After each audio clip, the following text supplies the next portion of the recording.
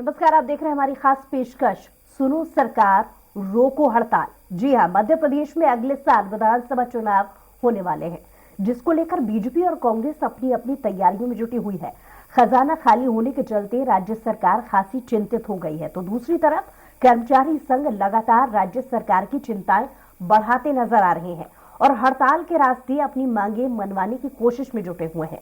अतिथि विद्वान जहां पहले से ही हड़ताल कर रहे हैं, तो वहीं अब संविदा स्वास्थ्य कर्मचारी संघ के बैनर तले स्वास्थ्य कर्मचारियों ने समान कार्य समान वेतन और नौकरी से बाहर किए गए कर्मचारियों को वापस लेने की मांग को लेकर अनिश्चितकालीन हड़ताल करने जा रहे हैं।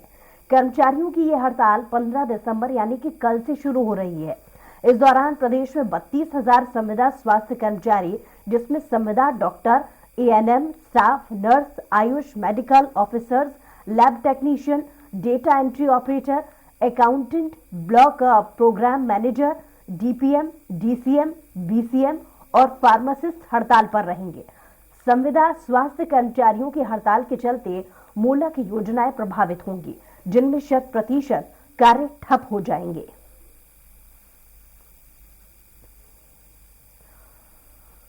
तो हड़ताल पर 32,000 संविदा कर्मचारी जा रहे हैं। जाहिर है यहाँ पर एक फायदा इन कर्मचारियों को ये इसका भी मिल सकता है, क्योंकि आगामी वक्त में चुनाव भी होना है। जाहिर है एक चुनावी प्रेशर सरकार के ऊपर होता है, तो हो सकता है कि अगर इस ऐसे मौके में ये कर्मचारी अपनी आवाज को बुलंद करते हैं, तो शायद चुनावी प्रेशर के चलते सरकार इनकी मांगों को मान भी ले। हालांकि ये पहली बार नहीं है जब इन कर्मचारियों ने अपनी मांगों को सरकार के सामने रखा हो। ऐसा कई बार हो चुका है कि इन कर्मचारियों ने अपनी मांगों को सरकार के सामने रखा है, लेकिन एक बार फिर से अपनी मांगों को दोहरा रहे हैं कि शायद चुनावी प्रेशर के चलते ही सही सरकार शायद इनकी बातों को सुन ले।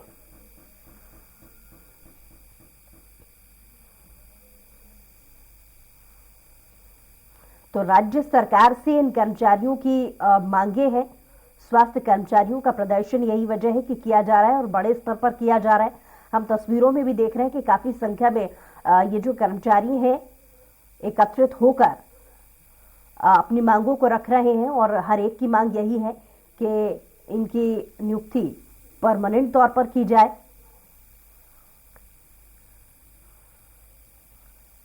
और गौरतलब बात यहां पर यह भी है कि हर एक विभाग से लगभग हर विभाग के कर्मचारी इसमें शामिल हैं। तो 32,000 संविदा स्वास्थ्य कर्मचारी अपनी मांगों को लेकर एक बार फिर से सरकार के सामने आ गए हैं।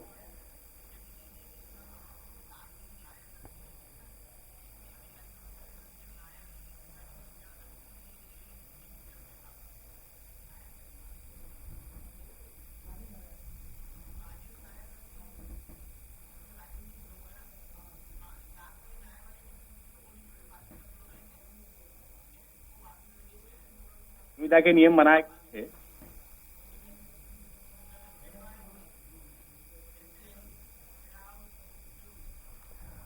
तो कर्मचारी अपनी मांगों को सामने सरकार के सामने रखने के लिए एक बार फिर से आंदोलन छेड़े हुए हैं और यही उम्मीद उनकी है कि इतने समय से अपनी मांगों को दोहराते आ रहे थे, तब तो सरकार ने नहीं सुना, शायद चुनावी प्रेशर के चलते ही सही, लेकिन शायद सरकार इनकी मांगों को मान ले। और इसी पर आज हम चर्चा करेंगे और चर्चा करने के लिए हमारे साथ कुछ खास मेहमान भी इस चर्चा में जुड़ रहे हैं। रमेश शर्मा जी, जो कि अध्यक्ष हैं मध्य प्रदेश कर्मचारी कल्याण समिति से, बहुत स्वागत है आपका। और साथ ही अमित तावरे जी हैं, कांग्रेस के प्रवक्ता। शैलेंद्र कौरव जी हैं, प्रदेश अध्यक्ष। तो ये तमाम मेहमान हमारे साथ मौजूद हैं। सबसे पहले शैलेंद्र कौरव जी, आपसे जानना चाहूंगी इस हड़ताल को लेकर आप क्या कहेंगे? हड़ताल को लेकर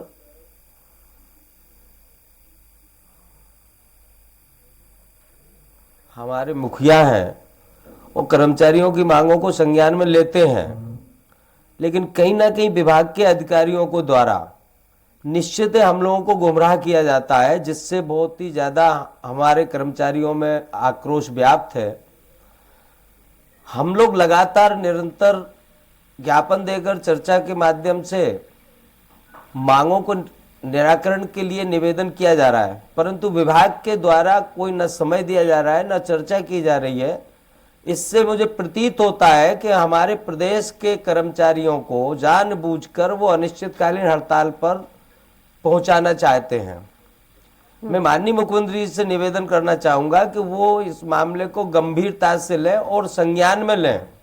ये स्वास्थ्य विभाग के कर्मचारी अगर हड़ताल पर चले गए तो निश्चित है कि मानव सेवा पर प्रभाव पड़ेगा, और हम लोग मानव सेवा करते हैं, हम लोग नहीं चाहते हैं कि हड़ताल पे जाना पड़े, परंतु मजबूर किया जा रहा है हम लोगों को जानबूझकर विभाग के अधिकारी और विभाग के द्वारा कि जो हमारी जायज मांगों पर नजरअंदाज कर रहे हैं।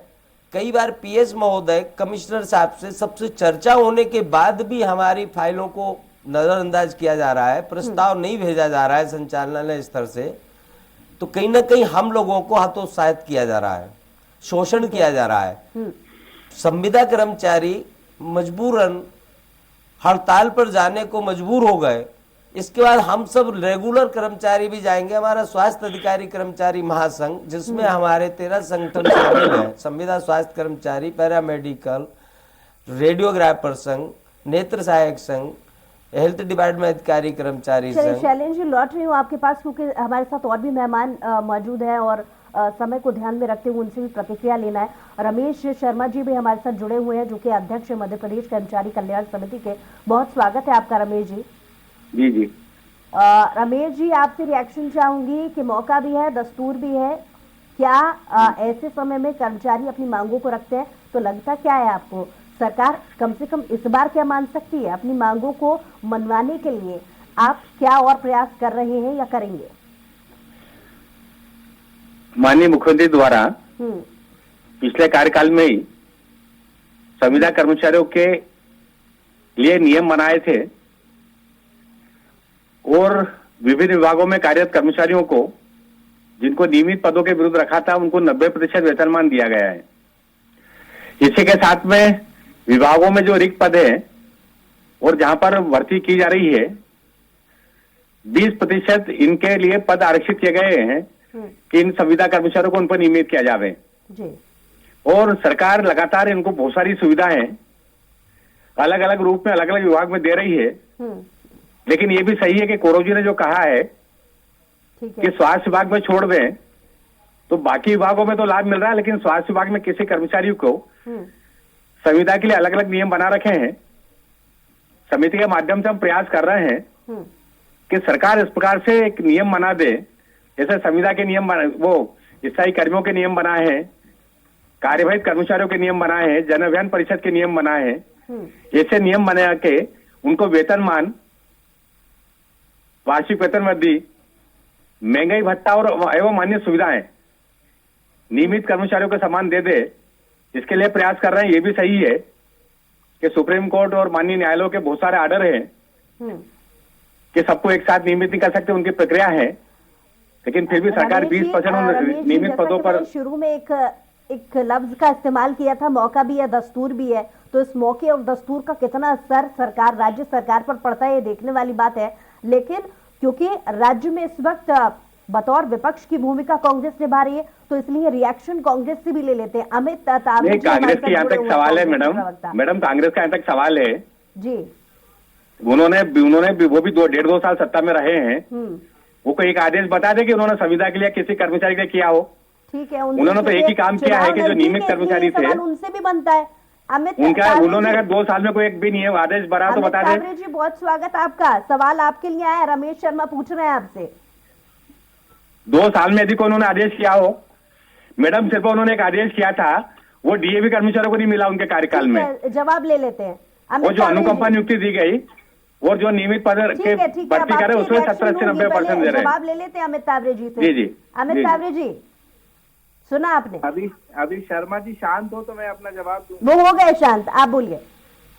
देखिए, सबसे महत्वपूर्ण बात यह है कि मध्य प्रदेश में भारतीय जनता पार्टी की लगभग 18 साल से सरकार है और ना कि सिर्फ कर्मचारियों ने बल्कि मध्य प्रदेश की एक बड़ी संख्या में जनता ने इनको अपना आशीर्वाद दिया है। लेकिन उस आशीर्वाद के तौर पर भारतीय जनता पार्टी ने 4 बार के चीफ मिनिस्टर ने इस जनता को आखिर क्या दिया है? सपनों के अलावा कुछ नहीं दिया। इन्होंने पूरे मध्य प्रदेश का हाल खस्ता कर दिया है। वो कर्मचारी जो दिन रात मेहनत करके मध्य प्रदेश शासन को इस स्तर तक पहुंचा रहे हैं। आप कल्पना करिए कि जब कोरोना का समय चल रहा था, उसमें हमारी देश की सारी सरकारों ने अपने कर्मचारियों के लिए ना कि वेतन वृद्धि दी थी, बल्कि तमाम उनको सहूलियतें दी थी। लेकिन इस मध्य प्रदेश की धरती पर हमने ये भी देखा है। चलिए मध्य प्रदेश लौट हूँ आपके पास में, थोड़ा इंट्रोड्यूस करा देती हूँ। राजन जी भी हमारे साथ जुड़ गए हैं। राजन नायर जी, बहुत स्वागत है आपका, जो कि सदस्य कर्मचारी कल्याण समिति से हैं। इनसे भी अगला सवाल मैं पूछूंगी। बहुत स्वागत आपका। अमित जी, आप अपनी बात को पूरा कीजिए, फिर मैं राजन जी के पास लौट रही हूँ।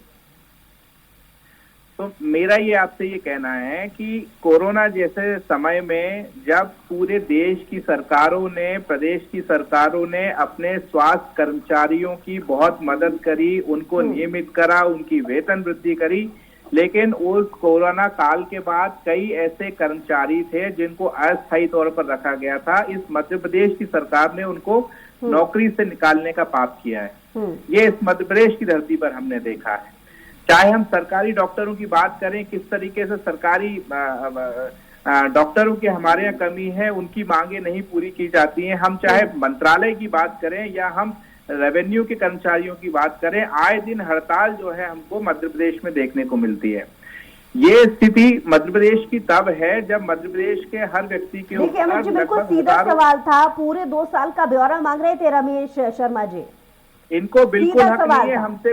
ठीक है, इसका भी मैं जवाब आपसे बाद में लूंगी, लेकिन अभी तक की आपकी पूरी बातों का एक रिएक्शन राजन जी से भी ले लेते हैं। राजन जी, आपने सुना अमित जी को, कितना इत्तेफाक रखते हैं उनकी बातों से?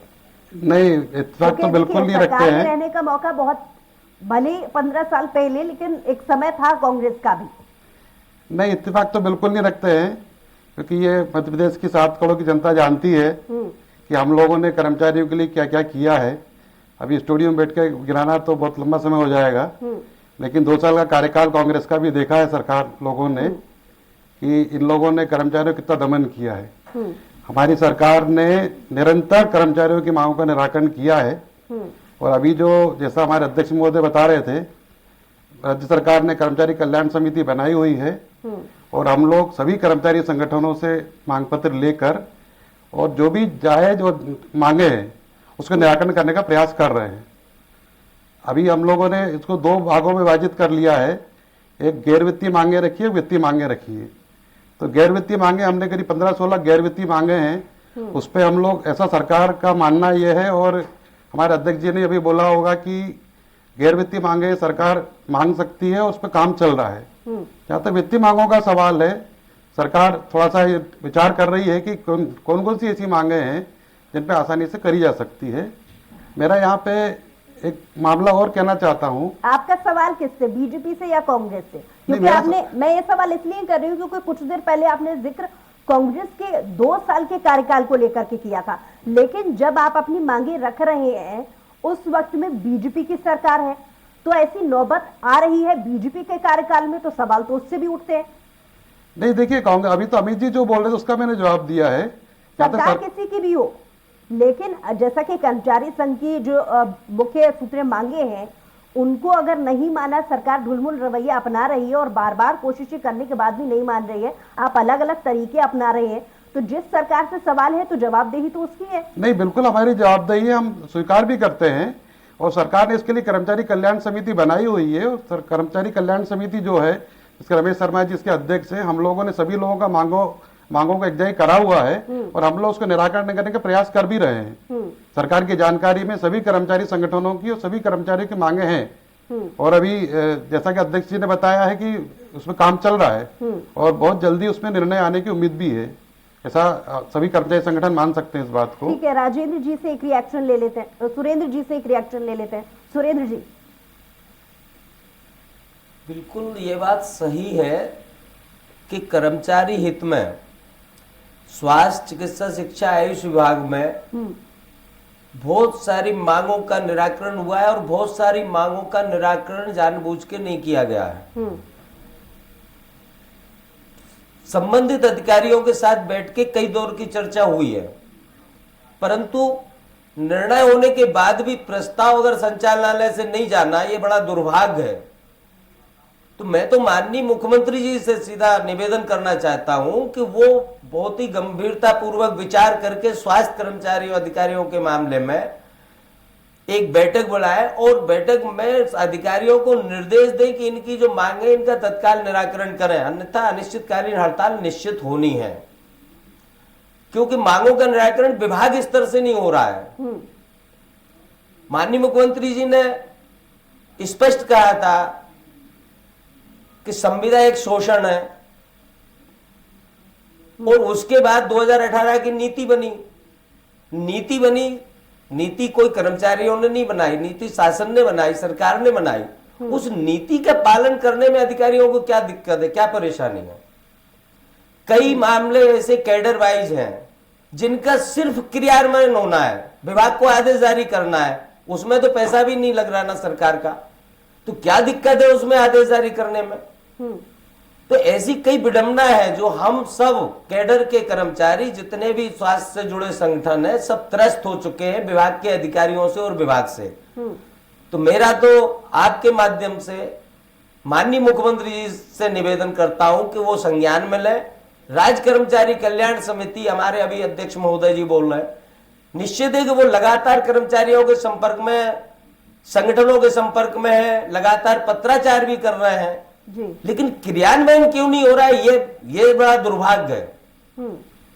तो मैं तो माननीय आपकी अभी तक की बातचीत में एक शब्द मैंने सुना कि सरकार मान सकती है लेकिन मानना चाहती नहीं है, और ऐसा वो जानबूझकर कर रही है। एक आध उदाहरण दे पाएंगे ताकि मैं इस पर रिएक्शन अमित जी से ले पाऊं? बिल्कुल, जानबूझकर नजरअंदाज कर रही है। क्रियान्वयन करने में क्या समस्या है? आज ये समस्या क्यों आ रही कर्मचारियों के साथ? सिर्फ आपको आदेश जारी करना, जब निर्णय हो चुके हैं कुछ मुद्दों पर, तो निर्णय क्यों नहीं हो पा रहे? निर्णय हो गए हैं तो आदेश क्यों नहीं हो रहे? ये किसकी गलती है? ये वहां बैठे संचालन में या विभाग में बैठे अधिकारियों की गलती है ना। तो इसको कौन ठीक करेगा? मैं तो कहता हूं कि माननीय मुख्यमंत्री जी तुरंत संज्ञान में ले और ये मानव सेवा और जनहित को ध्यान में रखते हुए स्वास्थ्य कर्मचारियों की मांगों को गंभीरता से विचार करें, अन्यथा अनिश्चितकालीन हड़ताल 21 से हम सामूहिक रूप से सभी कैडर के कर्मचारी जाएंगे। और अभी हमारे संविदा वाले कल से ही हम बैठ रहे हैं, कल से वो हड़ताल पे जाएंगे, बकायदे रेगुलर भी जाएंगे। राजन जी, सुना आपने, इसका जवाब मैं आपसे भी लूंगी, तब तक आप अपना जवाब तैयार रखिए। मैं अमित जी से एक छोटा सा रिएक्शन ले लूं। अमित जी, देखिए, इसमें कोई अब कहने वाली बात बचती नहीं है। मेरे पूर्व के प्रवक्ता ने सारी चीजें स्पष्ट कर दी हैं। और आप देखिए कि कर्मचारियों की जब बात आती है तो इनका खजाना खाली होता है, लेकिन जब मध्य प्रदेश में सरकार के बड़े बड़े आयोजन होते हैं, जब इनके बड़े नेता आते हैं, उनके स्वागत में, आओ भगत में जब बड़ी बड़ी सभाएं होती हैं, उस पर जो फिजूल खर्ची होती है उस समय इनका ध्यान नहीं जाता है। लेकिन वो कर्मचारी जो सुबह 10 बजे से लेकर शाम को 5 बजे तक अपनी पूरी लगन के साथ, पूरी ईमानदारी के साथ काम करता है, उसके लिए सरकार की ये नीति है। तो इनके राज में हर वर्ग परेशान है, चाहे वो कर्मचारी हो, चाहे वो युवा हो, चाहे वो महिला हो, चाहे बेरोजगार हो, सबकी स्थिति अत्यंत दयनीय है। और जनता ने इनको 4-4 बार अपना आशीर्वाद दिया है। ये नहीं कह सकते कि कोई कमी छोड़ी हो, लेकिन जनता के साथ जो विश्वासघात करने का काम इन्होंने किया है वो अब सभी लोगों को समझ में आ रहा है। और कर्मचारियों की जैसी इन्होंने बात करी, आप देखिए, हम भोपाल में बैठ के बात कर रहे हैं, भोपाल में ही परसों नगर निगम कर्मचारियों की हड़ताल थी। तो इन कर्मचारी किसी भी वर्ग का हो, किसी भी विभाग का हो, चाहे रेवेन्यू का हो, चाहे हेल्थ का हो, चाहे नगरीय प्रशासन का हो, सभी लोग पूरी तरीके से परेशान हैं इनसे। तो सरकार इनको सिर्फ वादों के अलावा कुछ नहीं दे पा रही है। सभी कर्मचारियों की स्थिति बहुत दयनीय है और सरकार को इस ओर ध्यान देना चाहिए।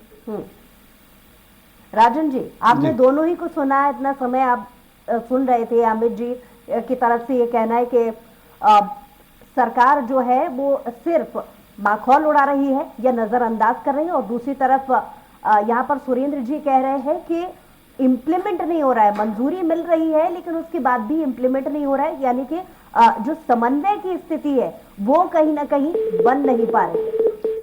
देखिए, दो बात है। एक बात तो यह है कि समन्वय का जहाँ सवाल है, उसके लिए कर्मचारियों और सरकार के बीच एक माध्यम सरकार ने बनाया हुआ है, जिसका नाम है मध्य प्रदेश राज्य कर्मचारी कल्याण समिति। जैसे सुरेंद्र जी ने कहा, हम लोग निरंतर प्रयास कर रहे हैं कर्मचारियों की मांगों को सरकार के सामने लाएं और कोशिश करें कि उनकी सभी मांगों का निराकरण करें। अभी जहां तक संविदा स्वास्थ्य कर्मचारियों की बात चल रही है, थोड़ा सा ये टेक्निकल पॉइंट है, समझने की जरूरत है। हमारे यहाँ 2 प्रकार के संविदा कर्मचारी हैं। एक वो संविदा कर्मचारी हैं जो हमारे रेगुलर पोस्ट के अगेंस्ट में भर्ती हुए हैं, जो किसी न किसी प्रक्रिया के तहत आए हुए हैं और सरकार उनको 90% सैलरी दे रही है। तो हमारा व्यक्तिगत रूप से मानना यह है कि जब 90% आप सैलरी दे रहे हो तो 10% और देके इनको नियमित किया जा सकता है, क्योंकि ये रिक्त पदों के विरुद्ध ही आए हुए हैं। जहां तक दूसरे संविदा है, जो एनएचएम की संविदा की बात चल रही है, सभी लोग जानते हैं एनएचएम केंद्र की पॉलिसी है, राष्ट्रीय स्वास्थ्य मिशन है ये। इसमें 80% फंडिंग जो है केंद्र सरकार करती है और 20% फंडिंग राज्य सरकार का है। इसीलिए सरकार ने, मुझे लगता है कि सरकार के नीति निर्धारक लोग हैं, उन्होंने जो 20% कोटा फिक्स करा है, उस 20% कोटे के माध्यम से जो हमारे 20 साल 15 साल से जो संविदा कर्मचारी काम कर रहे हैं, वो नियमित डायरेक्ट होने का उनका एक रास्ता खुला हुआ है। जहां तक अभी 2016 में चूंकि मैं स्टेट फार्मासिस्ट एसोसिएशन का प्रदेश अध्यक्ष भी हूं, तो थोड़ा सा मैं फार्मासिस्टों के बारे में बता पाऊंगा कि 2016 में भर्ती निकली थी। उस टाइम हमारे करीब, जब उस टाइम ये नीति 20% में लागू नहीं थी, तो करीब 37% हमारे संविदा कर्मचारी उसमें अंदर आ गए थे, रिक्त पदों के विरुद्ध जो नियुक्ति निकली थी। ऐसे ही 2017 में भी नियुक्ति निकली थी, उस टाइम भी हमारे यहाँ संविदा जो कर्मचारी काम कर रहे हैं, करीब 42% संविदा कर्मचारी आ गए थे। प्रतिवर्ष 2 अंक के हिसाब से 10 अंक दिया था उस टाइम पे उनको। तो सरकार मतलब ईमानदारी से काम कर रही है और सरकार की मंशा भी है कि सभी संविदा कर्मचारियों की नियमितकरण करना चाहिए। और मुझे लगता है कि जो मेरी जानकारी है, हम लोग एनएचएम को लिखते भी रहते हैं बीच बीच में कि हमारे ऐसा मामला चल रहा है और आप उसको नियमित करने की प्रक्रिया बनाएं और सरलीकरण करें उसकी, क्योंकि ये मुद्दा मध्य प्रदेश सरकार का नहीं, पूरे राज्य का, स्टेट का, सेंटर का मुद्दा है ये। तो मुझे लगता है कि हड़ताल पे जाने से पहले एक बार और हमारे जो संविदा कर्मचारी है उनको आके हमारे अध्यक्ष महोदय से मिलना चाहिए और अध्यक्ष महोदय के माध्यम से एक बार फिर हम मुख्यमंत्री से चर्चा कर सकते हैं और कोई रास्ता निकाला जा सकता है। सुरेंद्र जी ने एक बात और कही थी कि सरकार कर सकती है इन नियम जो भी मांगे हैं इन कर्मचारियों की, उन्हें मान सकती है, लेकिन मानना नहीं चाहती। नहीं, अभी हमारे माननीय मुख्यमंत्री जी एक्शन में हैं और अगर कोई कर्मचारी या कोई अधिकारी अगर नीति निर्देशों को लागू नहीं कराएगा तो हो सकता है कि माननीय मुख्यमंत्री सख्त एक्शन ले उन पे। ठीक है, सुरेंद्र जी से रिएक्शन ले लेते हैं। सुरेंद्र जी, एक सीधा सवाल आपसे कि जिस वक्त इन कर्मचारियों की जो भर्ती की प्रक्रिया चल रही थी, क्या सरकार की तरफ से ऐसा कोई वादा किया गया था कि काम अच्छा चलता रहा तो एक समय बाद इन कर्मचारियों को परमानेंट कर दिया जाएगा, या ऐसे कुछ नॉर्म्स थे? निश्चित ही ये बात सही है, जब रिक्त पदों के विरुद्ध भर्ती की गई थी तो उनका नियमितीकरण किया भी गया है, कई अन्य विभागों में भी किया गया है। तो स्वास्थ्य में ऐसी क्या समस्या है कि जो नियमितीकरण नहीं किया जाता? वो तो 400-500 है, मुश्किल में 700 लोग होंगे। लेकिन जो 32,000 संविदा कर्मचारी है, इनमें भी staff, nursing officer, pharmacist, technician, radiographer, lab technician, ये पद की बात हुई थी और इस पे शासन ने भी गंभीरता से विचार की थी, नीति भी बनाई थी कि इन पदों को जो समायोजित करने का एक निर्णय हुआ था कि इनमें जो हमारे टेक्निकल के, पैरामेडिकल के कर्मचारी हैं, इनको इस पे समायोजन कर दिया जाएगा। हम लोगों ने भी ये मुद्दा उठाया था कि पहले इनसे इन रिक्त पदों को भर दिया जाए, इनको समायोजन कर दिया जाए, उसके बाद आप जो रिक्त बचते हैं उनको सीधी भर्ती से भर दिया जाए। परंतु ऐसा क्यों नहीं किया? जब 2018 की नीति फिर क्यों बनाई गई कि हम नियमितकरण कर देंगे और 90% देंगे, क्यों नहीं दिया? 2018 से आज 5 साल होने जा रहे हैं। तो 2018 की नीति शासन ने बनाई है कि हम नियमितीकरण प्लस 90% है, तो 90% जैसे हमारे आदरणीय नायर साहब ने बोला कि भाई 10% दे के उनको नियमित किया जा सकता है ना। और वेतन भी उनका प्राय वहां तक पहुंच ही गया है, बहुत सारे कैडरों का, ज्यादा डिफरेंस नहीं है। वादा खिलाफी की जो राजनीति है वो राज्य सरकार अपना रही है, ऐसा आरोप स्वास्थ्य कर्मचारी बिल्कुल बिल्कुल हमारे स्वास्थ्य अधिकारी कर्मचारी महासंघ की 41 सूत्री मांग है, इनमें 25 से 30 मांगे अनार्थिक हैं और इन पे आदि मांगों पर निर्णय हो चुका है, सिर्फ आदेश और क्रियान्वयन होना है। हम लगातार चर्चा कर रहे हैं, लगातार पत्राचार कर रहे हैं, मगर सुनने को कोई तैयार नहीं है, ना विभाग ना विभाग के अधिकारी। क्यों नहीं प्रस्तावित किया जा रहा है इनको शासन को पास? बिल्कुल, क्यों शासन ध्यान नहीं दे रही? जाहिर सी बात है, चुनाव भी नजदीक है, आगामी वक्त में इसका खामियाजा देखने वाली बात होगी कि इन कर्मचारियों की तरफ से, क्योंकि एक वोट बैंक उनका भी होता है, कितना खामियाजा सरकार को भुगतना पड़ सकता है, ये आने वाला वक्त बताएगा। बहरहाल हमारे साथ जुड़ने के लिए, अपनी बात को रखने के लिए आप दोनों ही मेहमानों का बहुत शुक्रिया। और इसी के साथ ही हमारी खास पेशकश में इतना ही। कुछ और खबरों के लिए देखते रहिए स्वराज एक्सप्रेस।